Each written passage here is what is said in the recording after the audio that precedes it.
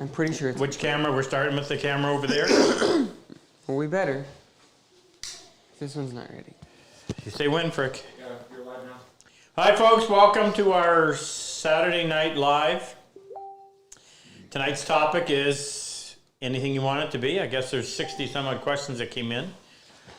So, I'll give you a little more introduction as we go. Go ahead and hit me with a question, Frick. We're a little bit behind. Okay, first question comes from Gary Cooper in Kansas City. Hi, Gary in Kansas City. Yeah, he says... Is Kansas City in Kansas or is Kansas City in Missouri? Yes. Missouri, both. Both? Yeah. Is there a Split. Yeah. Right. Okay. What is the question? What is the best way to care for and sharpen molding planes and blades? Oh wow. Well, what is the best way to care for and sharpen? The best way to sharpen them is just to polish the back. And I suppose, you know what, that's a tough question to answer because you can't change the profile. If it was really bad, and depending on how complicated it is, I would wrap some fine sandpaper around a dowel that would most closely fit the profile and go in there and do that. But typically, you're just going to hone the back. It doesn't include the last Yeah. I've never used molding planes extensively. Used them for a couple of things, but never, and I've had to go in and sharpen them, but I certainly wouldn't consider myself an expert in sharpening molding planes, so I would defer that to someone else. But I will say you have to be careful not to change the profile. And the problem is your blade is on an angle, so it's not like you can take the blade up and look at it like that and see the profile because it's going to be distorted. You're not going to see the profile until you take your blade and you hold it and you look down at the angle that it's presented in the plane. So that further makes it even a little bit tougher. I used to do a lot of simple ones. I mean, these ones were just planes that I wouldn't call them molding plane. Had a 1/4-inch blade in there. That was quite easy. But the closest thing to a molding plane I would have used would have been ones like this. When we used to do the traveler's chest, so I would custom make the plane, and I'll just tell you, Rick, how I did that.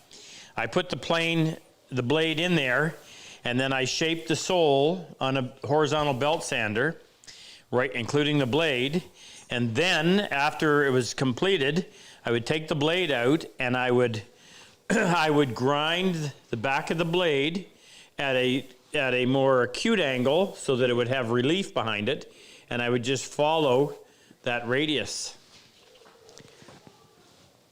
So that's about the closest thing I would be using to a molding plane. I used to have 10 of those because when we teach the class, everybody would have to use that.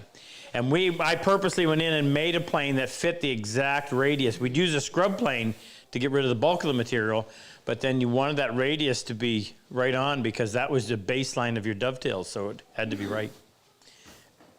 Sorry, that's not as good an answer as I would love to give you, but I don't use molding planes as much. Go ahead, Frick, next. Where are we now? No, not yet. I don't have a signal yet from Jake's camera. Okay, can you give me another question? Yep. Tell me who it's from first and pause briefly so I can say hi to them. Dean Clark in Edmonton, Alberta. Hey, Dean in Edmonton. Loyal to the oil. How much time should you invest? Find him a goalie. How much time should you invest messing with old bench planes trying to make them work, as opposed to buying new? Are the cheap value planes worth it in the long run? So when he said, did he say bench planes? Yeah, old bench planes. Yeah. I used to teach a class on restoring them, and I used to tell people that unless it was, are you? Yep. Unless it was an heirloom, a family heirloom, it belonged to your father or grandfather, I can't think of a case where it was worth restoring and putting the time and effort into, as opposed to going out and buying a plane that's better made. they were and you don't have to spend a fortune if you look at a Wood River, and I promote that because I was involved in the development of it, and I sell them outside of the United States. Heavier casting. Casting's made out of ductile iron, so it's not going to break. It's stable. Blade is thicker. Adjustments are going to be smoother. You've got far more surface area for the blade to rest on. So blade is not going to vibrate in the new plane. The old ones, I don't know if they were ever actually built with the intent that this was going to be a finishing tool. It was more of a shaping tool. You would go in and you would use your plane to get it close, and you go in and you would sand it to a finish. When Tom Lee Nielsen came along in 1981, he introduced a level of precision into plane making that enabled him to go from being a roughing to a shaping tool to a shaping and finishing tool. So I'm all about getting, let me add this in. Most people don't have time for two major hobbies. So either you're going to be a tool restorer or you're going to be a furniture maker, cabinet maker. So I would say buy new, let somebody else deal with the issues, and then you just learn to use it and go to work. If you insist on rebuilding them, then I have a video called The Great Hand Plane Revival. It's an hour and 20 minutes long, and we take a plane and we strip it down completely and go through every part of it to bring it back to make it work. And that's, obviously I can't give you all that information in an answer to a question, but the video is thorough in that sense. Good luck with that. Next one, Frick. Next one comes from Larry Rosine in Mexico. Hey, Larry in Mexico. Do you have any special tips for sharpening spoke shave irons? The only thing different about sharpening a spoke shave iron is that they sit really low. I'll take this. I really like this one. This is a Lee Nielsen spoke shave, but it was patterned after a Preston. And if you remove the screw and the lever cap, that sits lower than 45 degrees. I don't actually know what the angle is. So, and it's very difficult to hold on to. It's not much. So, David, do we have that little tiny pair of... Well, you have a small set, not a... There's a really tiny one next door. Ken? Oh, just let me see how long... Would you be so kind as to see if you can go over and find me that little tiny set of vice grips?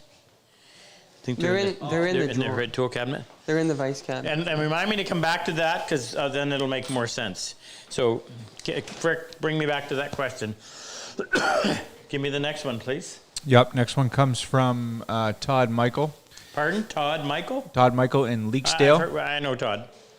He says, router planes, open or closed throats, what are the benefits and or drawbacks? Sorry, I'm not hearing you very well. A lot of noise out there. He says, router planes, open or closed throats, what are the benefits and or drawbacks? I didn't even know that there was such a thing as an open or closed until Lee Nielsen brought it out. Thank you. So I can't even comment. I don't know why. I don't even know whether you call this the open or closed. Open. That's open. The closed. This piece is down here. Down, yeah. Well, I don't understand whether there would ever be a difference that would justify buying another one. To be honest with you, I've used router planes extensively.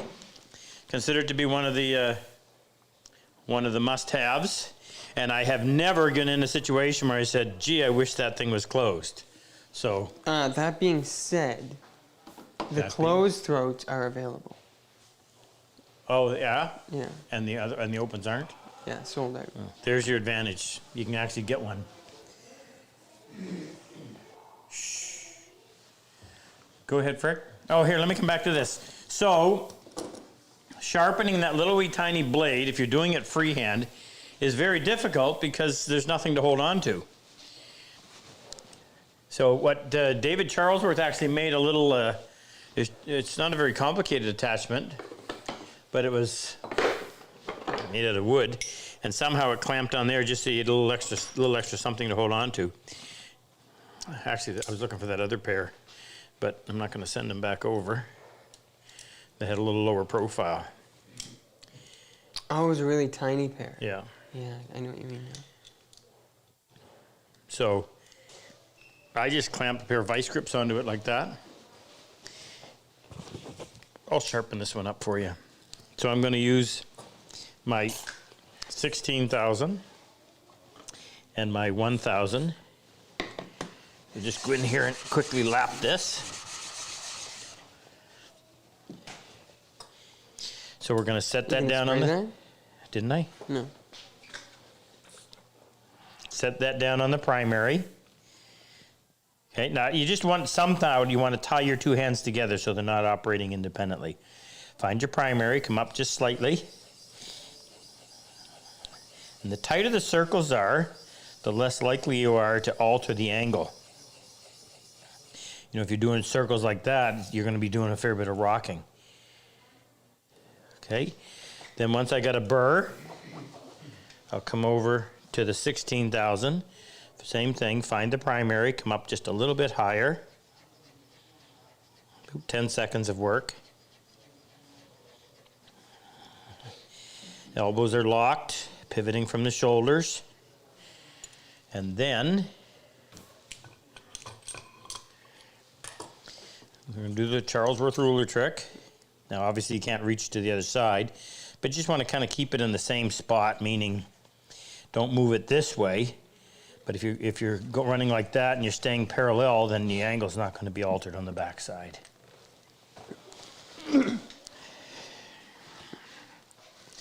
Make sure you get all the moisture off so you don't end up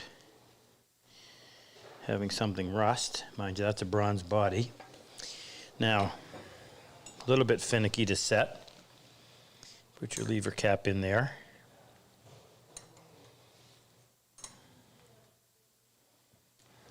I'll get this started first. That doesn't look like the regular screw, Jake. It isn't. Oh, it is.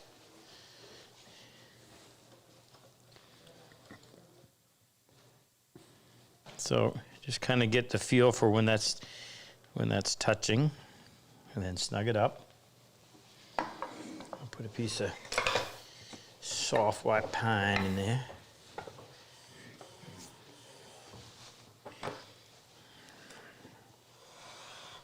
Now I need a little more blade, so where's my little brass hammer?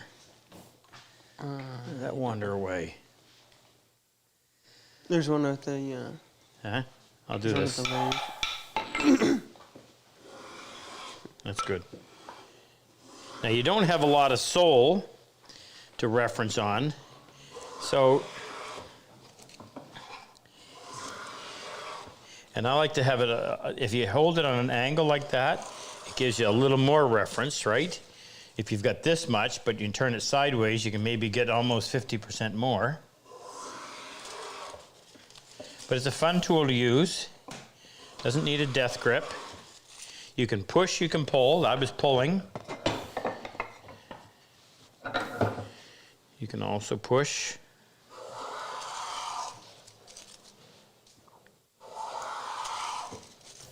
You can do an exterior, an outside radius or an inside radius with this, even though they make a curved sole for doing an inside radius.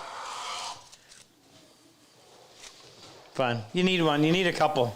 Probably should have a flat and a radius one to complete your arsenal. All right, next. Hey, how many we got on tonight, Frick? 527 right now. Okay, well, let me just do a brief introduction. So I don't even know how long ago we started this. Do you? When did we start doing these? Was it during COVID? No. No. Earlier than that? Oh, yeah. Okay, well, whenever. And the whole thing started back in 2016 when I got a phone call from Jesse Paratus. And that's Jesse's flag, and these are Jesse's medals. Jesse was a Marine in Iraq and got injured and contacted me looking for a saw. and just happened to mention in the email that ever since he got involved in hand tool woodworking, it was the first time he'd found any peace from the physical and the mental pain he suffered from as a result of his combat injuries. And that struck a chord, not because I have a military background, but because I had been teaching 45, 50-year-old men, typically, who would come to my week-long class. They'd show up totally stressed out on Monday, and on Friday they would leave like jellyfish, just chill. And you would just watch that happen over the week. It was miraculous. And I thought, wow, this is something we should be doing for these guys. So our very first class that we taught was in November of 2016. And we learned that that was what we were supposed to be doing. So along with Liz Matheny from Woodcraft, we came up with the name Purple Heart Project. We've had 13 or 14 classes. Was August our 14th? 10. Count that list. I don't remember. Anyway, we would have had a lot more by now, but COVID wiped out all of 2020 and almost all of 2021. We managed to get one class in August where they had opened dropped the restrictions for a short period. Anyway, so we bring 7 combat wounded veterans. They apply online. Go to RobCosman.com. And on the top left of the page, Luther has built a whole section. Features a lot of the people that have been to our class, how to apply, lots of information about it. And if you're accepted, we cover your airfare, your hotel, your meals. You come here and you spend a long week with us. It's a 6-day class now.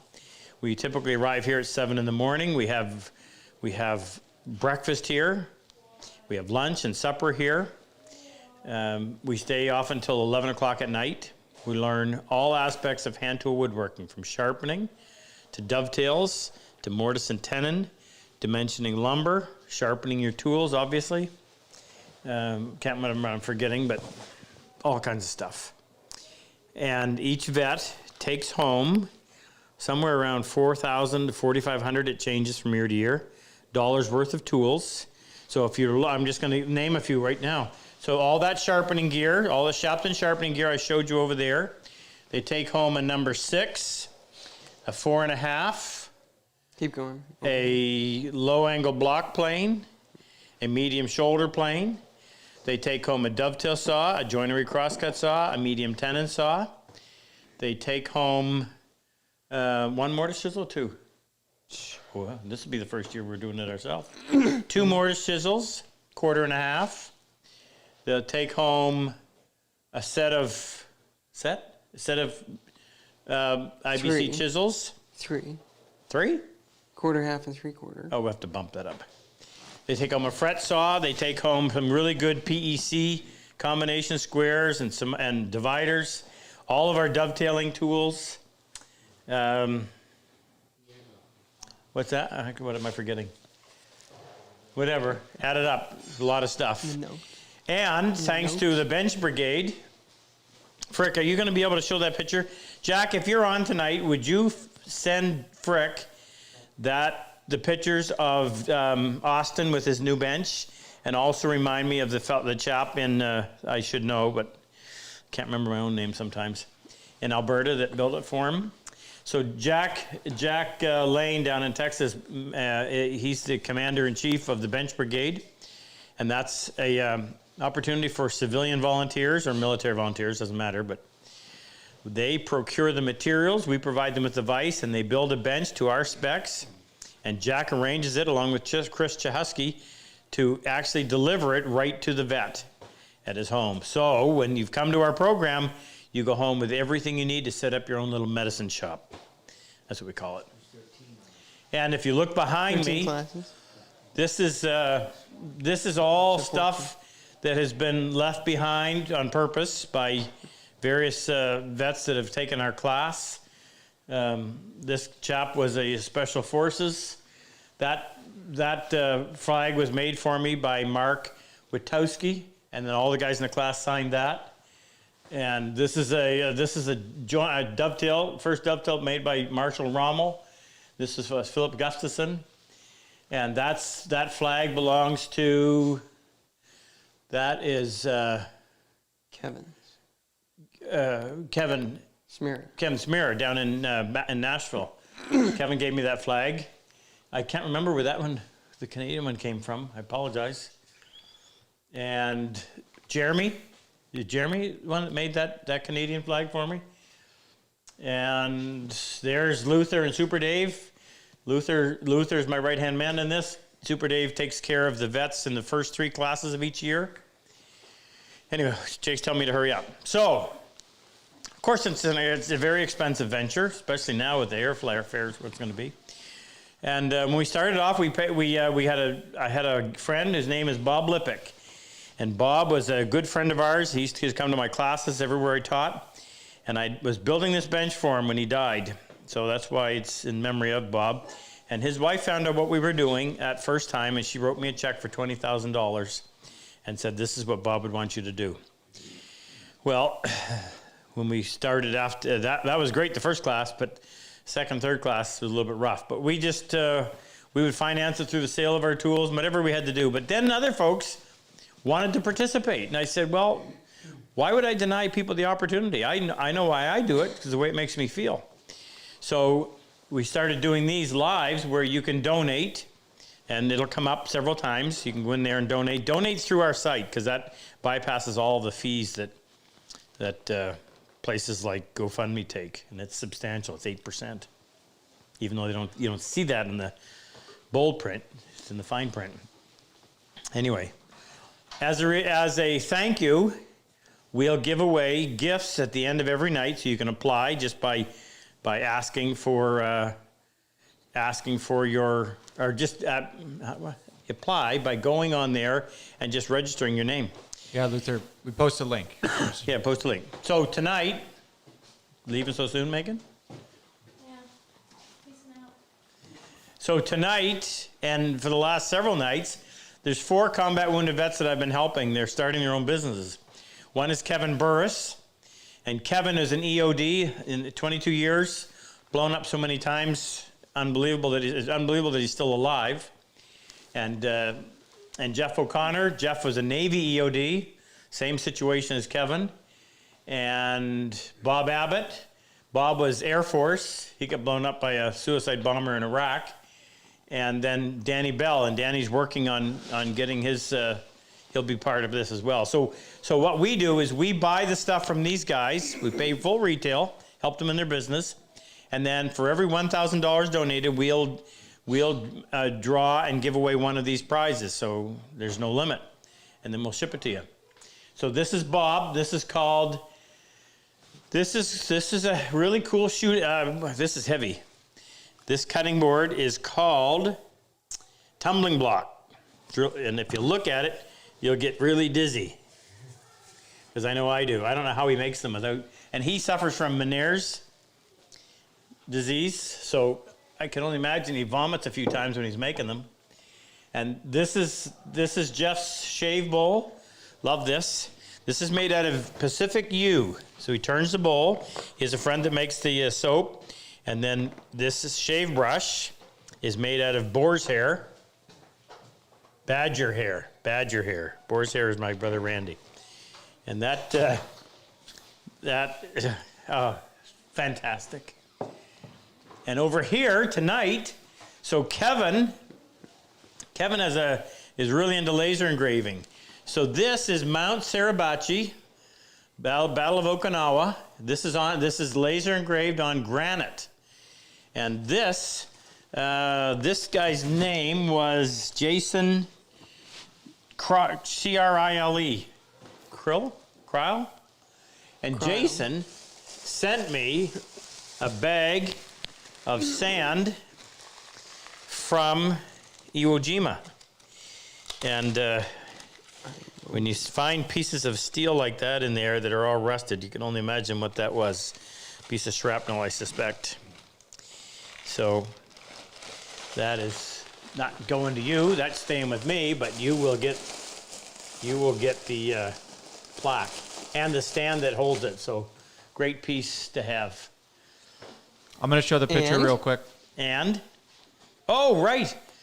And Ernie out in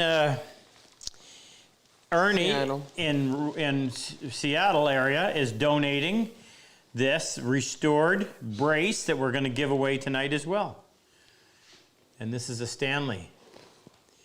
Model number With a lion chuck. 813G 10-inch. With a what? Lion chuck. A lion chuck? Are you lion That's chuck? what Luther said. So, we have lots of stuff to give away tonight. We sell those on our site. Is there any ready? Are there any on our site now? 3 right now. There's 3 on there that just went up. Okay, question, Frick. I'm just going to show the picture real quick that you asked me to show of. Can I come over and see it? Yeah. This is Austin. And what's the fella's name that made it? Did Jack say? Did Jack send it to you? Yeah, Jack sent it to Thank me. you, Jack. So you can see he put a Moxon vise on the front form. Is it David Anderson? Yeah, Dave Anderson. So my daughter Loren, as nice as she is, made cookies. And on her way back, she lives in Calgary, goes to school to be a horse massage therapist in Edmonton. And on her way, she took a detour, went in to see Dave and took him some cookies to show our appreciation. So, Dave, I know you enjoyed them, and thank you, Loren. That was wonderful of you to do. Okay, am I on the other camera? No, not yet. No. Where are we, just black? Or you still have the pictures up? The picture's up. Jake's changing the battery. And now Dave, that's the second bench Dave has built. Dave built a bench for Josh Brion in British Columbia a couple years ago. Actually, probably 3 years ago, and he delivered that as well. And that was an 8 or 9 hour each way trip. These people are awesome. But the vets need to know that how much we appreciate them, and there's tons of people out there that do it, but they just don't know how. So we found a way to give some of them an opportunity, and we were looking to try to find 30 or 40 volunteers, and I think we're now over 150, and in several countries. So good on you. I tip my hat. Speaking of which, if you want one of these hats, they're on our site. That's our new logo that Jake worked on. He didn't like my logo. So everything now has this. Frick, are you ready? Of course. Go ahead. Fire a question, please. Next question comes from David Potter, Where's David? New York. Where in New York? New York City? Poughkeepsie? Oh, I was just talking. How come I was just talking about him? I don't know. David. Poughkeepsie? Poughkeepsie. Poughkeepsie. He says, David? he says, I'm building a desk for my wife. How do you level the bottoms of the legs to eliminate wobble? You're building a desk, and how are you going to level the bottoms? Well, it depends on what kind of leg you have. If I got a chair and it needs to be leveled, I'll put it on my table saw, or put some pieces of wood underneath it. They're all the same, and if I need to, I'll use a flush trim saw and just cut that amount off. You're talking about getting them so that all of the legs are sitting on the same plane. He's talking about how do you level it when you put your desk wherever it's going, and if it's rocking. Oh. Well, that's a good question. How would I level it? I don't know if there'd be any one way. I mean, I don't know. I'd have to see the desk. I'll tell you what we did when we taught at Mike Smrek's place, and we were working with our benches, and the floors were all over the place. What we did is we put lag bolts, 3/8-inch lag bolts, up in 4 of them in each bench, and then you could just get underneath and you could just lower the lag bolt until it no longer rocked. Now you can't do that on a finished floor. Excuse me. But you could possibly find something that had a smooth head on it, and you do the same idea. There are levelers too that you can put in, and just like you get on your fridge, only it's obviously want something a little more heavy duty than that. So without more information, detailed information on that one's a tough one to answer. I'm not doing too well tonight. What's the third one I bombed on? You try another one, Frick. All right, this one comes from Jim Cates. If you don't know this one, then Jim Gates? Cates. Where's Jim? Columbia, South Carolina. Hi, Jim. He says, in cutting dovetails, I struggle with small gaps at the base lines with both pins and tails. I think that my marking lines are accurate at the base, but I consistently have small gaps. Any suggestions? Okay, I want you to read it to me again so I can absorb all this. In cutting dovetails, I struggle with small gaps at the baselines with both pins and tails. Okay, small gaps at the baseline. Yep. I think that my marking lines are Okay, I can take it from there. I got it now. Okay. So the first thing you're going to want to check is this, and this is common. This often is the problem. You've got to take your square, and you've got to verify that the end of your board is square. Because if that's out a little bit, when you use your marking gauge,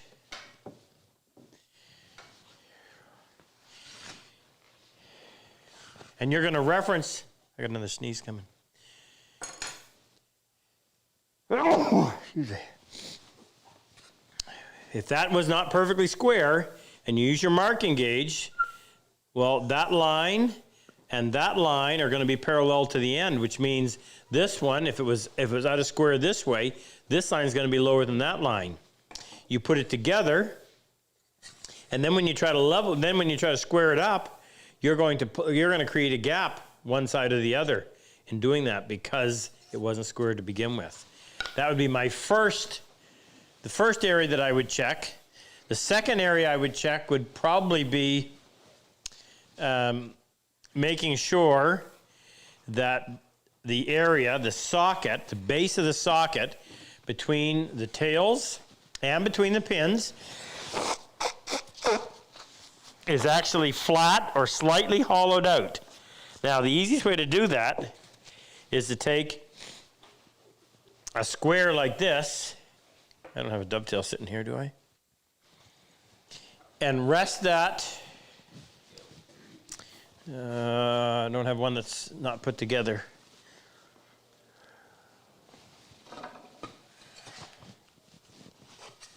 It's glued up. Sit that in between your pins.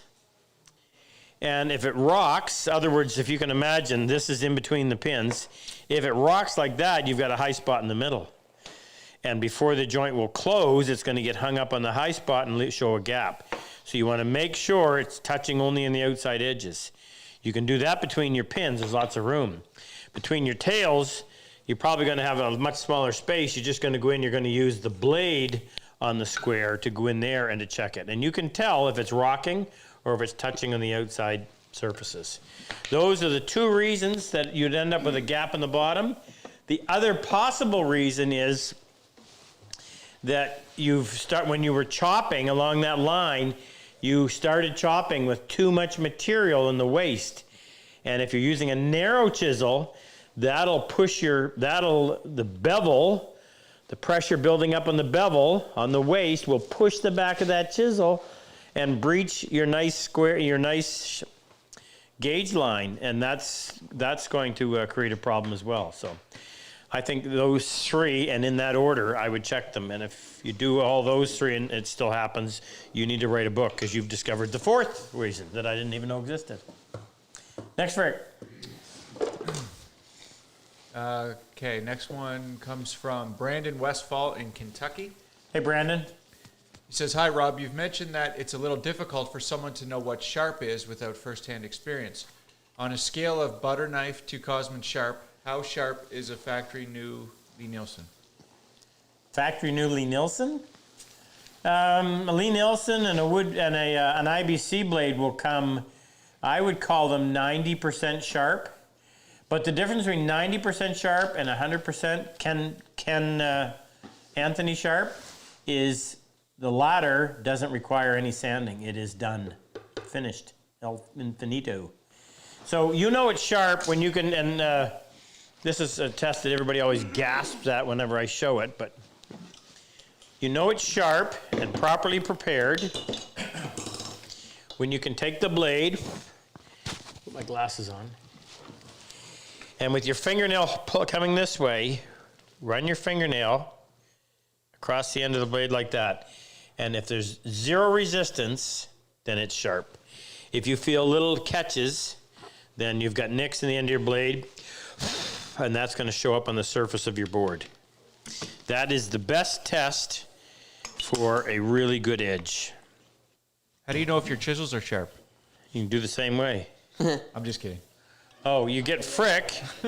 You ask Frick to go cut some zip ties. Pretty hard. Okay, another question? Yep. That wasn't even a sharp chisel, though. Good thing. That was factory sharp. That's why it took them so long to heal. Next. Okay, next question comes from, this is from Dan, but a lot of people in the chat have been asking when we believe or when we think that. Where's Dan? He's in Virginia, Middleburg, Virginia. Hi, Dan. They want to know if there's any update to the classes and when they'll come back. We got that can update ask last week. Yeah. So, Monday, Sunday night at midnight, Monday night at 12:01, all COVID restrictions in the province of New Brunswick are out of here. We're having a big party Monday morning. However, just like in the United States, every state has a certain amount of autonomy, and the federal government. But the federal government in both countries controls the border. So, until that changes, we don't know what's going to happen. It's a wait and see. We are The class in May is a go. the class in May is a go. Yeah. Oh, because all those guys were. Because you can still cross the border. So are we making that announcement right now that the class in May is a The go? class in May is a go, yeah. Well, I'm glad somebody let the instructor know. Class in May is a go. So there. More updates to follow. Do we have any room? That I don't know. No. We'll get an update out ASAP. Should have had it ready for you for tonight. And if Luther wants to pipe in and tell us if there's spots available or if it's all booked up. Ken, I was just looking over at you. I was going to ask you something. Oh, any vets? Yes. Okay, who are we talking to? Check, Mike, check on Ken Frick. Yep. Okay, we have Bob Hiram? Abbott's on. Bobbert? Ray Dorr. Ray Dorr? Cool Ray down in Mississippi. Or it is No, he's in Louisiana. Louisiana. Sean Shim McDermott. Sean McDermott. Yeah. Sean's in the middle of the country. An inventor of the Sean Shim. Such an awesome tool. We got another big shipment coming in this week. Yeah, somebody was asking that on the Yeah. chat. How many, Jake? Enough to. Enough to last us a couple of weeks. So Just on that real quick, is Yep. there, because I got a question about this, when will the Sean Shim for 3/4 dovetail saw be available? they're all coming. They're All right. coming on. They're being shipped out of Toronto on Monday, which means we'll have them on Wednesday. Both the 3/4 Sean Shims and the full Sean Shim. Little Sean, Big Sean. Oh, What? before you mention anything more with the classes, Luther wants to be FaceTimed in, so continue with the vets. And Okay, go ahead, Ken. Okay, Josh Frost is on. Josh Frost. I remember that name. Do you? I remember the class that he was in. I haven't heard from him. Hey, Josh. Kevin Burris. Kev, brother. Jeff O'Connor. Hey, Jeff. How's your wad? That's it for now. That's it for now. 14 classes to date. 14 to date. So we have had 95 combat wounded veterans go through our program. All those ones you just heard. Out of those 95, we had one Aussie. Ash, down from Australia, came. We've had 7 and 4. We've had 11 Canadians, and the rest have been U.S. soldiers. We had 3 female American soldiers. So there you go. Next question, Frick. all right, next question. Remember, if you're a combat wounded vet that's been in one of our programs, please at Ken and your name in the chat so we can spot you and say howdy. All right, Craig Watson in Darlington, England. Hey, Craig in Darlington. He says, I'm looking to buy my first Cosman saw and Wood River plane. Which would you suggest to get yes. me started? Don't stop at 1. Dovetail first. 3/4 dovetail if you're doing small stuff. Other regular dovetail otherwise. Keep me unemployed. Dovetail first, joinery crosscut second, medium tenon third. Wait a second. What? Did you hear his question? Yeah, which one do you start with? Frick, give him the question again. Well, he said, I'm looking to buy my first Cosman saw and Wood River plane. Which would you suggest to get me started? Well, let me get through the saws. His first implies there's going to be a second, third, fourth, fifth, sixth, and soon to be seventh. So that order, dovetail, joinery crosscut, medium tenon. Then I would probably go bench crosscut, full-size tenon, possibly throw in the 3/4 dovetail. And within about a month, we're going to have a 3/4 super fine crosscut. It's going to be 22 teeth per inch. It's going to be the same frame as the 3/4 saw. So if you want to, for comparison's sake, so there's what they look like. There's the difference in the depth of cut, smaller brass back, smaller blade, finer teeth. So it'll look just like that, only it'll be cross-cut, and it will cut like nobody's business. Now, what plane? Did he just want advice on one plane? No, he said first, so First? So there's your first, 5.5. unavailable. The only exception would be, no, he's in England. He can get it from us. Is he in England? Yep. Yep. Second would be the low angle, not the standard angle, the low angle block. The fourth would be the number 7. And actually, no, I'm gonna bump that out. I'm gonna move that over here. The third would be your 3/4 shoulder plane, and your fourth would be your number 7. Buy them in that order.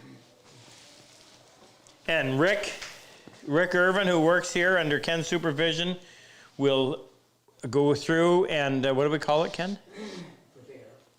No, but what do we call it? Yeah, what do we call the service we provide? Is it preparation? Yeah. It goes through. What it does is it sends you that plane like it was just coming off my bench. Everything is done. Square sides are square, so it'll work extremely well on the shooting board. Sharpened, chip breakers prepared, lever caps taken care of, all ready to go. We made that decision here just not that long ago that we didn't want to sell planes anymore that we didn't prep because it wasn't worth it. It wasn't worth somebody getting a plane that wasn't as good as it should have been. So we Cosmanized them, and you get them, you get our guarantee that it's ready to go. Prep service. Next, Frick. This is from Robert in St. Louis. Hey, can we take them over and show them what Chris just delivered? Why? Because we can't broadcast over there? We don't have the range. You might be able to. Can you zoom from the door? No, because it's around the corner. We'll lose Yeah, but the we audio. could lose those. We could leave the doors open, and you could stand there. We'll lose audio before we get there. It doesn't sound like he wants to do it. Go ahead, Frick. All right, I'm going to get Chris to talk about it then. This comes from Robert in St. Louis. Hey, Robert. What was the process for starting your YouTube channel? How did you grow it in the beginning, and how much money did you have on day one of your channel? Well, Frick, why don't you tell that story? Well, 13 years ago. 13? It's been 13 years. No, Frick. 2008. I just looked it up. October 2008. I just looked it up. How was that 13? This is 2022. The first video we uploaded, which is called Dovetails in 3.5 minutes with Rob Cosman, was uploaded 13 years ago, according to YouTube. Well, that's wrong. Because it was an October date of 2008. Okay, well, YouTube. 12.5 then. But you can tell the story anyway. We were sitting at your house, I can't remember why, and I suggested that you start a YouTube channel. And I said, a lot of businesses are going to YouTube as a way to not only show off what they can do, but also promote the things they use to do it. So you had the idea of cutting a dovetail in a quick amount of time. I think, were you challenging somebody? Well, Frank Klaus had, actually my YouTube channel started earlier than that because the company that I used to hire to do our videos talked me into it, and they just took the trailers off of the videos and put them on the YouTube channel. But then we really didn't do anything with it ourselves until Frick came up with that idea, and it was grainy. Camera we used was crap compared to what we have It's today. about like $100 camera. Anyway, we shot that. So Frank Klaus had just Glenn Huey, who at the time worked for Popular Woodworking, was at Frank's shop doing an article on something. And he happened to say to Glenn, he said, "Glenn, you want to see the fastest dovetail you've ever seen?" So he got out his big bow saw, and Frank's bow saw starts vertical at the front, and then it twists toward the back. So it's connected vertically at the back, horizontally at the front, and vertical at the back. Vertical at the front, horizontal at the back. And he does it for what he calls paint grade dovetail. So as he's making the cut down the side, as it gets to the back of the saw, or the back of the saw, the blades now turn like this, so he's able to go in and cut right along the bottom. But it's not terribly neat. Anyway, he whoop, whoop, whoop, whoop, whoop, and it was done. And now I know Frank. I've met Frank at shows, and we've chatted. So I thought, well, I'll give Frank a little run for his money. So we decided to do a cabinet grade dovetail. Took 3 minutes and 40 seconds. And Matt, as Luther would call him, Estella, currently holds the record. He's under 3 minutes. And I just haven't mustered up the time to challenge him yet, but I'll let him sit on that title for a little bit. Anyway, so we started that, and then we just kind of slowly grew it, adding videos occasionally, not very often. Back then, what was our time limit, Frick? It started with 10 minutes. 10 minutes? Yeah. So you couldn't do very long ones. But it started to get a lot of attention because, oh, that's right too, that's what happened. So here was a key. Popular Woodworking had contacted me. I knew Chris Schwartz quite well and some of the other guys that worked there from doing the wood show circuit. And they wanted to use some of my video content for something that they were doing. And so we had started collaborating on some things. So when we shot that video, I sent it to Chris and I said, "Hey Chris, I know you guys are always looking for content. Here's something your viewers might be interested in." So Chris put that out on their website and it got a really big bump and went up several 100,000 views. I don't know, I remember when we topped 1,000. Was that the case for monetizing back then, Frick? You had to have 1,000 Yes. subscribers? Yep. Or I don't know if it was the case back then. It's the case now. I had about 10,000 subscribers for a long time, and the money was usually a couple $100 a month, so it wasn't a lot. But a fellow contacted me from St. John. His channel is Shop Built. Do you remember? His name's Ryan. Yeah. And he just lives 10 minutes away. Didn't realize that I was here. So he came out and he wanted to do something together. And he came out in the shop and I showed him how to cut a dovetail. Well, we went from 15,000, 16,000 subscribers to 50,000 almost overnight as a result of that. Because he had over 100,000 subscribers. And then it just, we started getting serious about it and posting a lot. And we grew it to a point where I think the most we were making was a little over $7,000 a month on it for a while. But it really, now that I've been at it for a while, it goes like this. And I'm not 100% sure of this, but there's times when advertisers pay more for advertising on YouTube than they do at other times. So it'll peak and dive and peak and dive. So if you're doing it as a source of income, you really have to pay attention to it. So then Luther came along, and Luther had said started working with us and talked about advertising. We should do some advertising.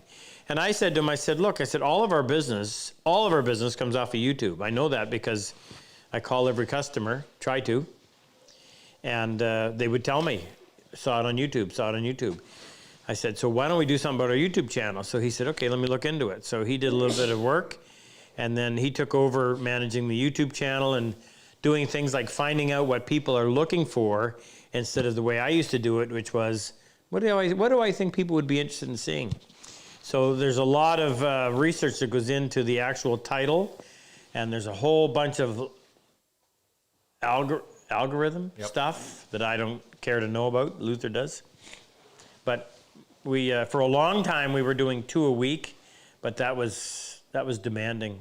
And we were already shooting 3 episodes a week. We used to shoot 5 half-hour episodes a week for our online workshop, and 3 YouTubes on top of that, and it just got to be too much. So, Did you know that we have a video that topped 1 million views? oh yeah, when did that happen? Must have been just recently. It has 1,007,900. Let me guess which one it is.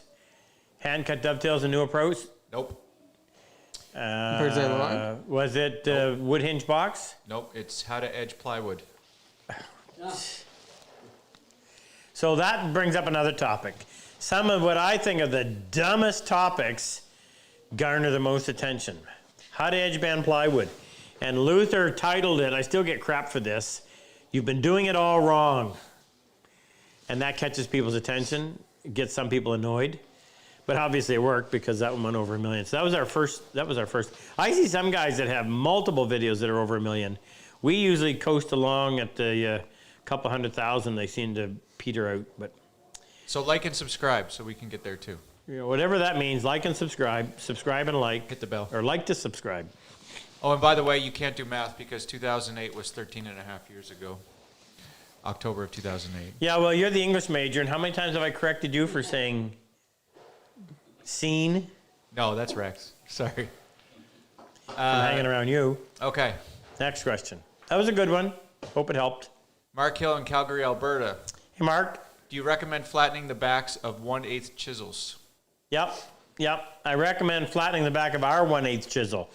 We make our 1/8-inch chisel from a 1/4-inch chisel. So we take, and I'll just show you this because it was, I know we didn't do this on purpose, but it turned out to be a big deal. So we make an 1/8-inch chisel like that. And wonderful Willie grinds them, very precise. But the nice thing about it is you've got that much surface area to reference, which makes it so much easier. If you try to flatten the back of an 1/8-inch chisel, it wants to roll on you. It's very difficult because in order to compensate for being so narrow, they have to make them tall this way, and it just makes it unstable. So this type, our chisel, gives you more reference area here for when you're grinding, so you're not leaning one side or the other, and a lot more surface area here when you're doing the back. So that's the great way. But in other words, if you don't have that, then what you need to do is be very careful, and you need to do the back by holding it at a 45-degree angle on your stone. If you do it like that, it's going to roll. Hold it at a 45-degree angle, and you need to move to the left, back to the center, back to the left, back to the center, because if you don't, you'll get a ridge right there. Now, you don't want to go from the center to the right because now you don't have any reference. So midpoint to the left and back as you're doing it. Next, Frick. Let's see. Todd, no, I did that one. Bob Burrier in Wisconsin. I know you're not a big plywood fan, but I wonder if you have any tips on keeping Baltic Birch flat. I'm going to defer to Ken on that one.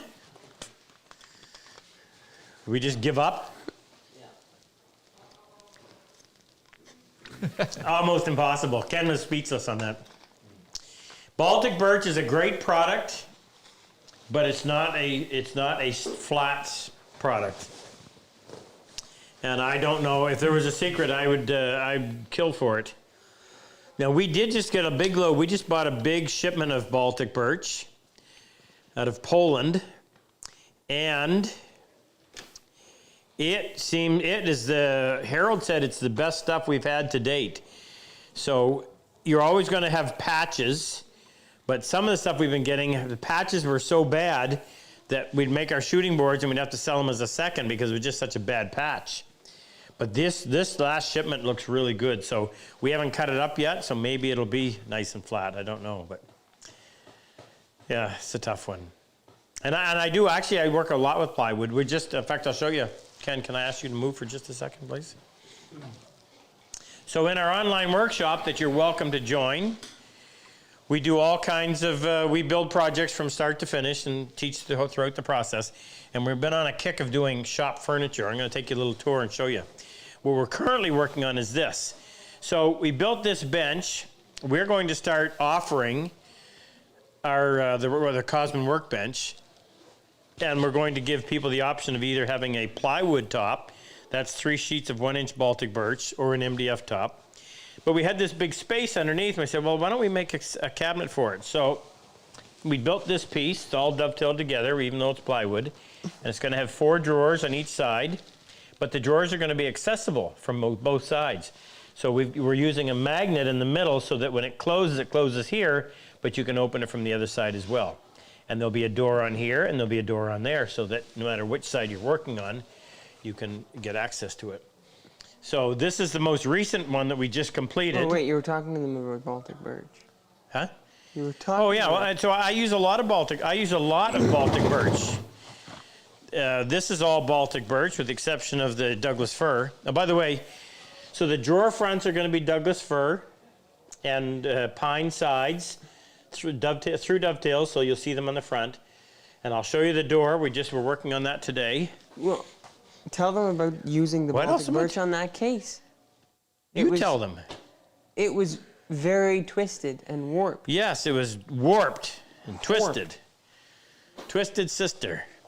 However, when we put it all together, because there's 3 pieces here that are sitting in dados, glued in place. There's a dovetail there, dados here.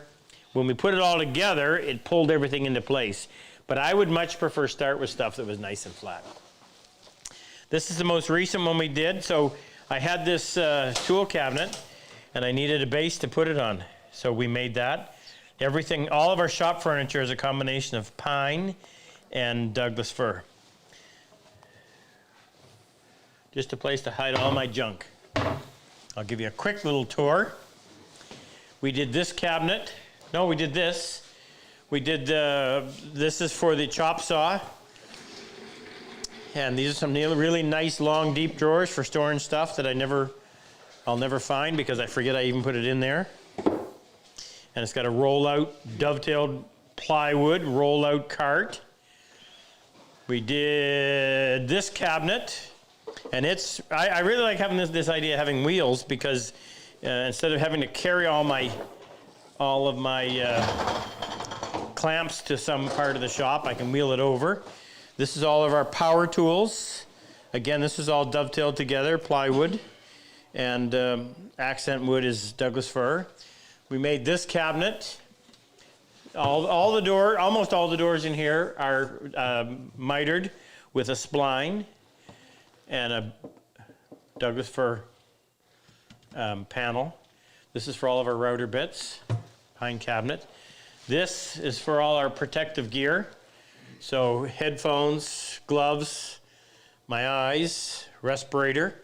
This one is a mortise and tenon because we actually did a YouTube video on that.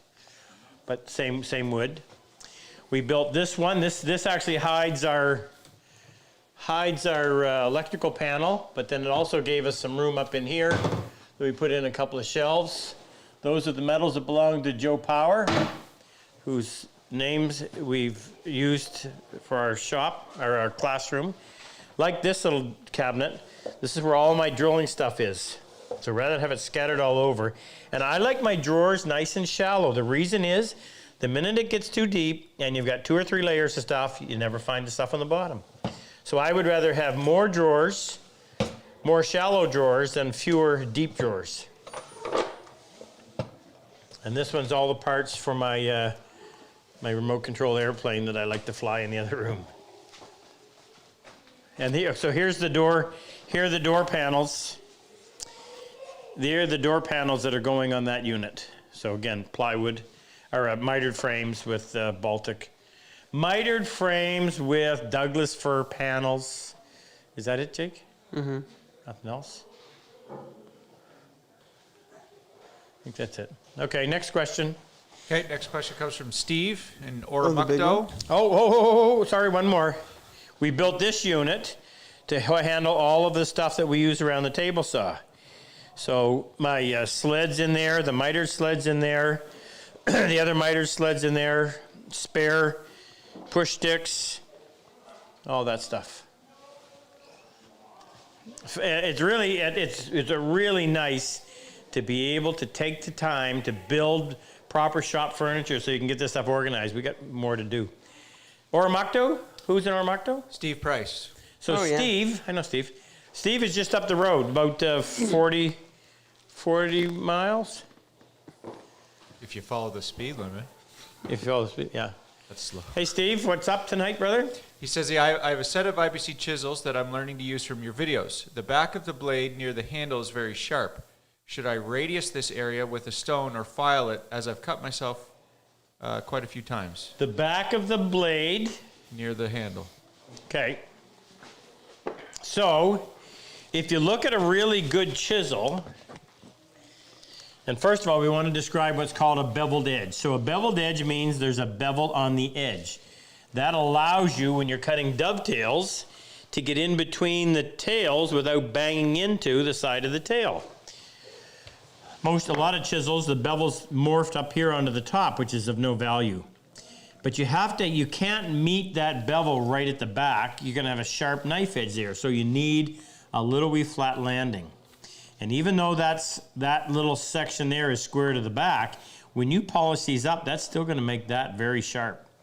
So if you're talking about this area cutting yourself, you'll be a little old man before you ever get down to using this stuff, meaning grinding it that far back. So I would do it on a diamond stone.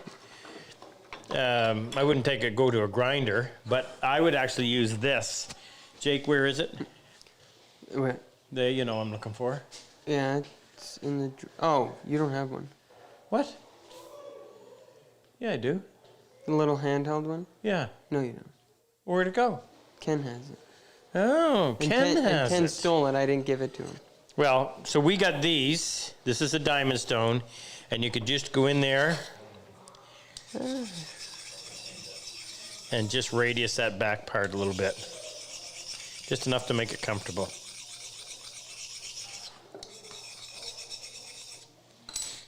That's all it takes. Drop in, you can borrow mine. Next frick. Oh, by the way, this is Angie. So Angie is Ken's cousin and her sister Lynn. They package all of our Purple Heart t-shirts. We have 3. I'm sporting one tonight. So we have one, the blue one says wood is good. The green one is wood for good. And the turquoise one, which was Angie's idea, is wood doing good. It's got the Purple Heart logo on the front. So buy one of those tonight, and Angie will be busy packaging it up. It comes love. It's probably our best presentation of all the stuff that we do. And there'll be a little seal on there. Angie will sign it for you. So buy some t-shirts. We need to keep her busy. She's got all of her work gear, so she has to use it. Next, Rick. All right, next one comes Hi, from Ange. Matt Erb in Florida. Hey, Matt in Florida. I wish I was there. When making a drawer bottom, what is the minimum thickness it should be? And is it okay to do a panel glued up from multiple boards? Yeah, no problem at all in the panel. It just depends on how big it is, right? You don't want a 3-foot wide drawer, 1/8 of an inch thick. So you'll get a feel for, well, here, let's use this as an example. So this is a fairly large, this is probably the largest drawer I've made in a long time. And what is that, Jake? Is that solid wood or plywood? That's Baltic Birch. Baltic Birch. 1/4 inch? Yeah. So 1/4 inch is plenty strong for that. On small drawers, I'll use 1/8 inch Baltic. When I use solid wood, I will, when I use solid wood, I would probably maybe just a little bit thicker than that. Oftentimes, this is a solid wood bottom. Isn't it? No, it's not. It's a well-used drawer. Well, I thought I had some solid wood bottoms in here. Are these? I don't think you do for shop furniture. No. Well, back here I do. What's this big green orb? It's where we house the alien. No, that's where the magic happens. So here's Here's a drawer that is 12 inches by 16, and this is probably 3/8 of an inch thick. Now it's cut down on the sides because I don't want a 3/8 inch. What you want to preserve, I dropped it too. What you want to preserve is the strength of this piece in the bottom. So this connecting part, in other words, the depth that you cut your rabbet, your groove, is going to make this either weak or strong. So you don't want to go in too deep. And I keep it relatively small. So definitely would never use 3/4. And I would always be closer to 5/16, 3/8 on almost everything I do. I can't even think of a time I've ever used 1/2 inch. Frick, any more vets, Ken? No? Yes. Oh, who we got? Ken Kyle, October 2016. What's his name? Ken Kyle, Ken Kyle. October 2016. Ken Kyle, October 2016. That was our first class. Our first class was November. Wait a minute. We November only did one 2016. class in 2016. Yeah. October 2016, April 2017, November 2016. Yeah, so he's Well, we didn't do an October class. It was a November class of 2016. But his name is Ken Ken Kyle. Kyle. KYLE. Oh, maybe he was a student in the class. I know all the vets from that class. Ken, tell us a little more about yourself so we can know. Pete Ambrose is on. Hey, Pete. Pete is in Mississippi. Yes. Pete's great. Fantastic. And Jesse Rufians is on. Hey, Jesse Rufians was the RCR, Canadian Army, fought in Afghanistan. Jesse retired maybe 2 or 3 years ago now, maybe longer than that. So he retired from out in Alberta and moved. He just lives across the pond. So New Brunswick and Nova Scotia are separated by the Bay of Fundy, and Jesse lives just over there. In fact, lives very close to Dave Tennant, who's a good friend of mine that does some work for us. And Jesse now does some work for us as well. Great to have him on. That's all the vets. But, Oh, and Jesse, well, Jesse does this. So Jesse makes these, and this is we gave one away. We'll give another one away if we get that many donations. So this is a little cell phone holder. Very nice, very nicely made. All done with the hand, everything finished with the hand plane and very precise. I love the look of that. So you can put your cell phone in either position. So if you're the type that watches movies on your cell phone, this is perfect. I don't know if that's the original design or not. I need to find out from him. Anyone else? that's all the vets. Gina's on. Gina Crilly? Yeah. So Gina, who's taught all of my children, what are we doing behind the scenes? Gina has taught all of my children how to play the piano. Jake, what's that piece that you played that was so difficult? John Schmidt piece. John Schmidt piece. Taught all of my children, had great patience. I've even threatened to take a class myself, but I haven't executed that yet. But Gina just recently stepped into the role. She is taking over all customer service. And she and Pam do all of our shipping, and everything is done with a great level of precision. She's excellent. So big hello to you, Gina. All right, we got the Colonel on. Luther, a.k.a. Sheely, He's on. Yep. what's he got to say? Go ahead, Luke. I just wanted to answer the questions you guys couldn't on our upcoming training the hand classes. So the real answer is you weren't supposed to say that the May class is on because we're waiting for the government to actually do what it says it's going to do, which is on March 14th to reduce all the or get rid of all the restrictions in New Brunswick. We don't see it. There's a problem in that, but we're waiting for that to actually physically happen on March 14th. And if that happens as announced, then we will officially announce that May is on. So the chances are it's on. Now, we only have 13 slots left for all of 2020 if every class does go in 2022. Because they're already taken up for folks that have been waiting for 2 years. They paid and they Can you hear me? we got canceled on. They've just been hanging on. Luthi, We're only gonna- Luthi, Yep. let me interrupt you. Say that again, please. I wasn't quite clear. What do we have for availability? We only have 13 slots for all of 2022. There's a few, there's onesies and twosies seats open in each class. However, You're we're talking only opening you're talking up- civilian spots, right? Correct. I'm going to talk veterans here in a second. Okay. But we're only opening up classes 1 month at a time. We're making the decision to open up the class 60 days prior to the start date. When that happens, and so the May date starts on 16th of May. So we'll make that decision on whether to open it up on the 16th of this month. And we feel confident that the government will reduce the restrictions and let us say, yes, the May is open. When that happens, I will turn on the slot for the May class. I just looked up the May class, and the May class has 1 open slot in it, for example.